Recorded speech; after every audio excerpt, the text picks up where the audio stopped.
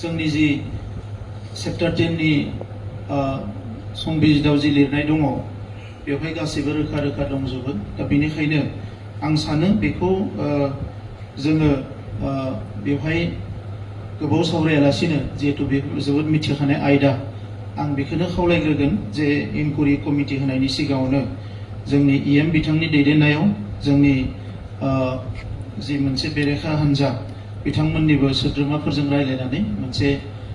लास्टिं solution बरननो हायोबा मोजां। मानोना प्रटेक्शनखौथ' होखानांगोन आरो प्रिमियामनि बेलायाव जों अलरेडि इसिआव रायलायबाय आरो बेखौ जोङो मोनसे बरन्थ'आव फैबाय होनना बुंनो हायो। दा बियो रायजो राजाफोरनि सुबिदानि थाखाय आरो लोगोसे गभर्नमेन्टआबो रेभिनिउ मोनगोन आरो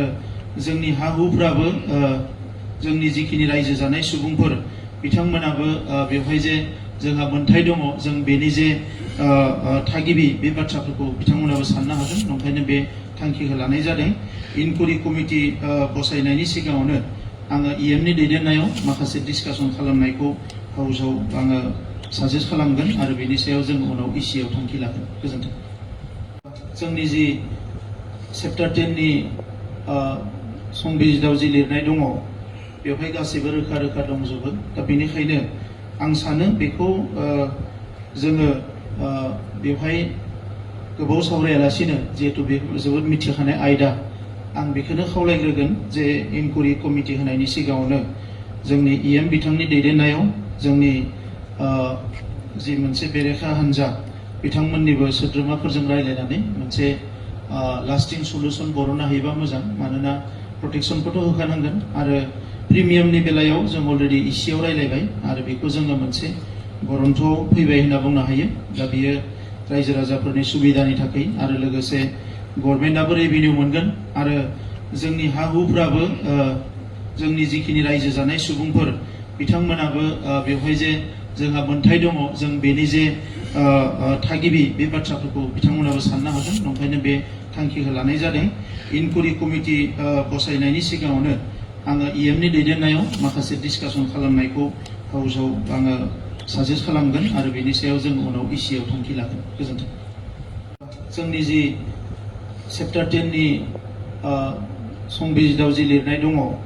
बेवहाय गासैबो रोखा रोखा दंजोबो। दा बेनिखायनो आं सानो बेखौ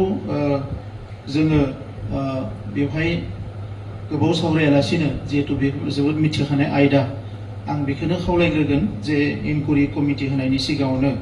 जोंनि इएम बिथांनि दैदेननायाव जोंनि जि मोनसे बेरेखा हान्जा बिथांमोननिबो सोद्रोमाफोरजों रायलायनानै मोनसे लास्टिं सल्युशन बरननो हायोबा मोजां। मानोना प्रटेक्शनखौथ' होखानांगोन आरो प्रिमियामनि बेलायाव जों अलरेडि इसिआव रायलायबाय आरो बेखौ जोङो मोनसे बरन्थ'आव फैबाय होनना बुंनो हायो। दा बियो रायजो राजाफोरनि सुबिदानि थाखाय आरो लोगोसे गभर्नमेन्टआबो रेभिनिउ मोनगोन आरो जोंनि हा हुफ्राबो जोंनि जिखिनि रायजो जानाय सुबुंफोर बिथांमोनाबो बेवहाय जे जोंहा मोन्थाय दङ जों बेनि जे थागिबि बे बाथ्राफोरखौ बिथांमोनाबो साननो हागोन। ओंखायनो बे थांखिखौ लानाय जादों। इनकुवेरि कमिटि बसायनायनि सिगाङावनो आङो इएमनि दैदेननायाव माखासे डिसकासन खालामनायखौ हाउसाव आङो साजेस्ट खालामगोन आरो बेनि सायाव जों उनाव इसिआव थांखि लागोन। गोजोन्थों। जोंनि जि चैप्टार 10 नि संबिजिताव जि लिरनाय दङ बेवहाय गासैबो रोखा रोखा दंजोबो। दा बेनिखायनो आं सानो बेखौ जोङो बेवहाय गोबाव सावरायालासिनो जिहेतु बे जोबोद मिथिखानाय आयदा आं बेखौनो खावलायग्रोगोन जे इनकुवेरि कमिटि होनायनि सिगाङावनो जोंनि इएम बिथांनि दैदेननायाव जोंनि जि मोनसे बेरेखा हान्जा बिथांमोननिबो सोद्रोमाफोरजों रायलायनानै मोनसे लास्टिं सल्युशन बरननो हायोबा मोजां। मानोना प्रटेक्शनखौथ' होखानांगोन आरो प्रिमियामनि बेलायाव जों अलरेडि इसिआव रायलायबाय आरो बेखौ जोङो मोनसे बरन्थ'आव फैबाय होनना बुंनो हायो। दा बियो रायजो राजाफोरनि सुबिदानि थाखाय आरो लोगोसे गभर्नमेन्टआबो रेभिनिउ मोनगोन आरो जोंनि हा हुफ्राबो जोंनि जिखिनि रायजो जानाय सुबुंफोर बिथांमोनाबो बेवहाय जे जोंहा मोन्थाय दङ जों बेनि जे थागिबि बे बाथ्राफोरखौ बिथांमोनाबो साननो हागोन। ओंखायनो बे थांखिखौ लानाय जादों। इनकुवेरि कमिटि बसायनायनि सिगाङावनो आङो इएमनि दैदेननायाव माखासे डिसकासन खालामनायखौ हाउसाव आङो साजेस्ट खालामगोन आरो बेनि सायाव जों उनाव इसिआव थांखि लागोन। गोजोन्थों। जोंनि जि चैप्टार 10 नि संबिजिताव जि लिरनाय दङ बेवहाय गासैबो रोखा रोखा दंजोबो दा बेनिखायनो आं सानो बेखौ जोङो बेवहाय गोबाव सावरायालासिनो जिहेतु बे जोबोद मिथिखानाय आयदा आं बेखौनो खावलायग्रोगोन जे इनकुरि कमिटि होनायनि सिगाङावनो जोंनि इएम बिथांनि दैदेननायाव जोंनि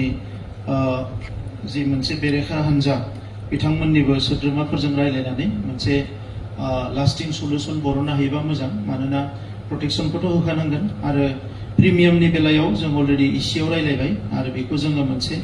गरन्थ'आव फैबाय होनना बुंनो हायो दा बियो रायजो राजाफोरनि सुबिदानि थाखाय आरो लोगोसे गभर्नमेन्टआबो रेभिनिउ मोनगोन आरो जोंनि हा हुफ्राबो जोंनि जिखिनि रायजो जानाय सुबुंफोर बिथांमोनाबो बेवहाय जे जोंहा मोन्थाय दङ जों बेनि जे थागिबि बे बाथ्राफोरखौ बिथांमोनाबो साननो हागोन ओंखायनो बे थांखिखौ लानाय जादों इनकुरि कमिटि बसायनायनि सिगाङावनो आङो इएमनि दैदेननायाव माखासे डिसकासन खालामनायखौ हाउसाव आङो साजेस्ट खालामगोन आरो बेनि सायाव जों उनाव इसिआव थांखि लागोन गोजोन्थों जोंनि जि चैप्टार 10 नि संबिजिताव जि लिरनाय दङ बेवहाय गासैबो रोखा रोखा दंजोबो दा बेनिखायनो आं सानो बेखौ जोङो बेवहाय गोबाव सावरायालासिनो जिहेतु बे जोबोद मिथिखानाय आयदा आं बेखौनो खावलायग्रोगोन जे इनकुरि कमिटि होनायनि सिगाङावनो जोंनि इएम बिथांनि दैदेननायाव जोंनि जि मोनसे बेरेखा हान्जा बिथांमोननिबो सोद्रोमाफोरजों रायलायनानै मोनसे लास्टिं सल्युसन बरननो हायोबा मोजां मानोना प्रटेक्शनखौथ' होखानांगोन आरो प्रिमियामनि बेलायाव जों अलरेडि इसिआव रायलायबाय आरो बेखौ जोङो मोनसे गरन्थ'आव फैबाय होनना बुंनो हायो दा बियो रायजो राजाफोरनि सुबिदानि थाखाय आरो लोगोसे गभर्नमेन्टआबो रेभिनिउ मोनगोन आरो जोंनि हा हुफ्राबो जोंनि जिखिनि रायजो जानाय सुबुंफोर बिथांमोनाबो बेवहाय जे जोंहा मोन्थाय दङ जों बेनि जे थागिबि बे बाथ्राफोरखौ बिथांमोनाबो साननो हागोन ओंखायनो बे थांखिखौ लानाय जादों इनकुरि कमिटि बसायनायनि सिगाङावनो आङो इएमनि दैदेननायाव माखासे डिसकासन खालामनायखौ हाउसाव आङो साजेस्ट खालामगोन आरो बेनि सायाव जों उनाव इसिआव थांखि लागोन गोजोन्थों जोंनि जि चैप्टार 10 नि संबिजिताव जि लिरनाय दङ बेवहाय गासैबो रोखा रोखा दंजोबो दा बेनिखायनो आं सानो बेखौ जोङो बेवहाय गोबाव सावरायालासिनो जिहेतु बे जोबोद मिथिखानाय आयदा आं बेखौनो खावलायग्रोगोन जे इनकुरि कमिटि होनायनि सिगाङावनो जोंनि इएम बिथांनि दैदेननायाव जोंनि जि मोनसे बेरेखा हान्जा बिथांमोननिबो सोद्रोमाफोरजों रायलायनानै मोनसे लास्टिं सल्युसन बरननो हायोबा मोजां मानोना प्रटेक्शनखौथ' होखानांगोन आरो प्रिमियामनि बेलायाव जों अलरेडि इसिआव रायलायबाय आरो बेखौ जोङो मोनसे गरन्थ'आव फैबाय होनना बुंनो हायो दा बियो रायजो राजाफोरनि सुबिदानि थाखाय आरो लोगोसे गभर्नमेन्टआबो रेभिनिउ मोनगोन आरो जोंनि हा हुफ्राबो जोंनि जिखिनि रायजो जानाय सुबुंफोर बिथांमोनाबो बेवहाय जे जोंहा मोन्थाय दङ जों बेनि जे थागिबि बे बाथ्राफोरखौ बिथांमोनाबो साननो हागोन ओंखायनो बे थांखिखौ लानाय जादों इनकुरि कमिटि बसायनायनि सिगाङावनो आङो इएमनि दैदेननायाव माखासे डिसकासन खालामनायखौ हाउसाव आङो साजेस्ट खालामगोन आरो बेनि सायाव जों उनाव इसिआव थांखि लागोन